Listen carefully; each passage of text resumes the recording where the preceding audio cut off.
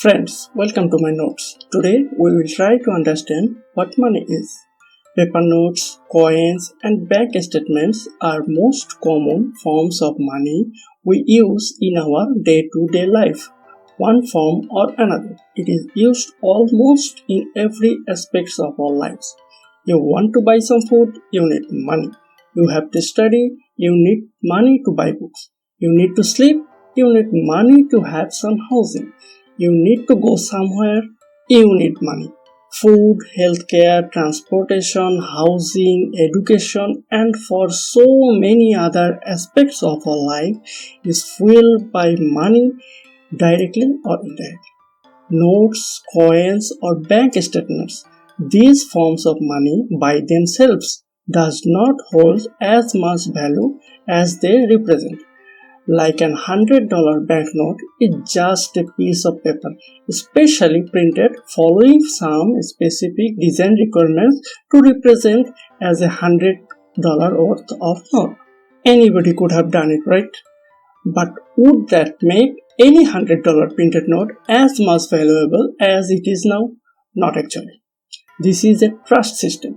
Generally, every nation delegates their national bank to print or produce their banknotes and coins, and the general public trusts and uses the produced notes or coins by their national bank as long as they trust their government. This way, people of a specific country put their trust on their government and the money system that government provides. Money is something or some system which stores specific values or units of account and can be used to acquire or exchange goods or services. In early human civilization, people used barter system to exchange goods and services.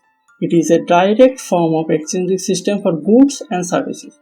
In this system, both parties need to agree upon their exchange of goods or services or both. The system relies upon exchanging parties' perceived values of their goods or services and trust toward the other party. If you needed apple and had potatoes with you, you would have needed to find out someone with apple in need of potato. While seems simple and straightforward, you probably have seen the limitations in this system. You always needed someone with exact need of your product who has the product you need. Imagine you needed a mechanic to fix your car, but the mechanic near you needed an electrician to fix electrical issues in their home. Now, if you are not an electrician, nor you could manage an electrician in exchange for what you have, it would have been very difficult for you to get your car fixed. Along with this, goods which could not be stored for long term, like fruits and vegetables, would have turned into loss if there were no buyer for them within a limited time frame with alternative goods and services you needed. Finding specific people with specific needs made it very difficult for barter system. But nevertheless, it was a very direct and simplest form of exchange and promoted better relationships with the people you traded with. We still see some forms of use of barter system, though in a very local and limited scope. To overcome limitations of barter system, some started using precious metals, others used things like shells as a form of money or unit of account. Generally, things which were rare or precious to local as a form of. Among these, gold and silver become very popular at this time due to their intrinsic values and durability, that is resistance to corrosion and wear. These were called commodity money. As these metals are mintable into coins of different shapes and sizes, these made transaction even more comfortable. Use of metals eventually introduced metal coins. As coins are easily carryable and different values can be set on different coins based on their metal or shape or both. Coins standardized in weight and values made it universal and made trading with others, even other locations, easier and reliable. As these metals are universally accepted, coins made from these metals became universally accepted as well. On top of that, as these metals kept their values during any economical downturn, coins made from these metals became hedged as is economical security against economical distress. These metal coins did also have some limitations too. securely storing these coins were a big problem, as these were made from precious metals. That is, they had values apart from being coins. They also had extra attention towards them. Also, these coins always were in limited supply. As the metals were precious, thus the value. And being limited in supply is one core reason for precious metals to become precious. And lastly, the authenticity of the metals. As these coins are both precious and provided transaction values within the market, it is very easy to say that some might try to make coins using less valuable metals to represent valuable metals, and it did happen. Thus, making sure of the authenticity of these coins became an issue, as not everyone might be able to verify every coins they are trading with. Nonetheless, coins made from precious metals did solve lots of problems and made transactions easier for everyone.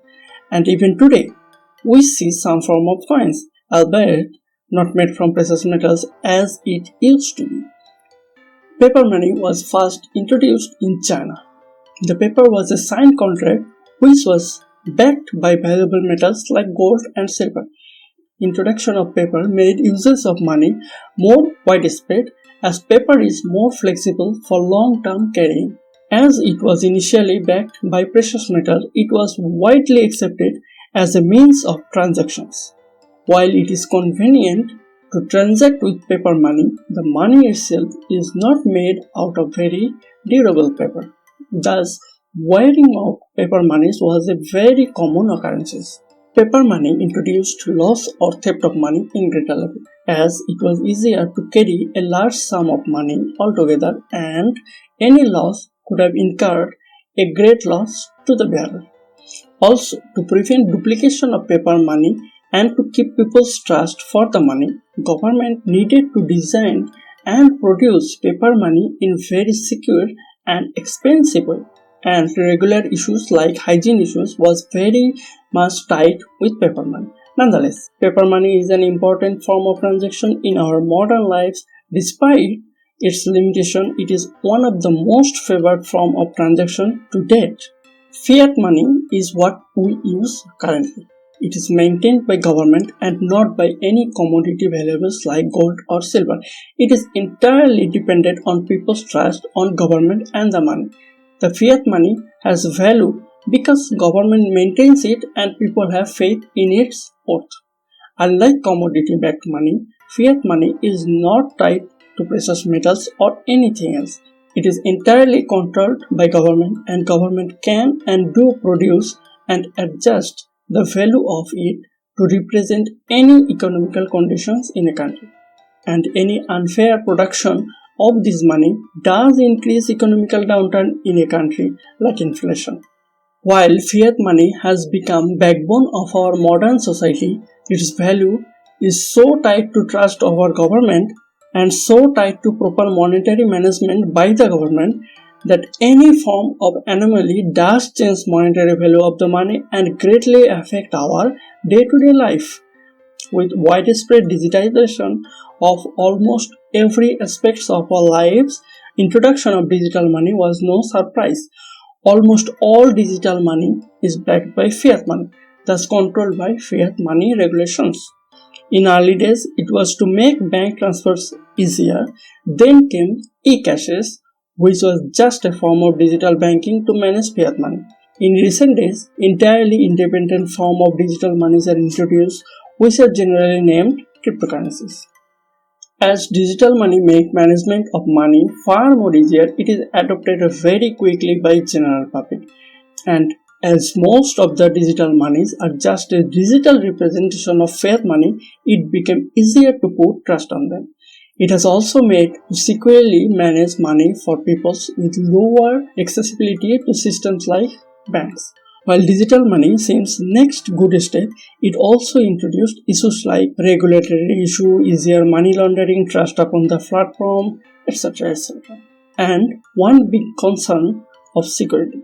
While security is one big advantage of digital money, it also is one big disadvantage. A person with lack of proper technical awareness may fall victim to loss of all of their money by some wrong actors, as it requires some moderate knowledge and awareness to protect oneself in digital platforms. And money being a very attractive commodity, it has a lot of eyes upon it. One form or another, money has become a very integral part of our life no matter what we need money. As a society, we always want a form of money which is reliable, secure, and easier to transact with. Above all, trust has always been the crucial part of any money system we have seen so far and will always be. Please subscribe to my channel for more videos like this one. Like the video if you have liked it, and let me know your thoughts about the video in the comment section. I am Maruf and it has been my note. Thank you for being with me. See you in the next one.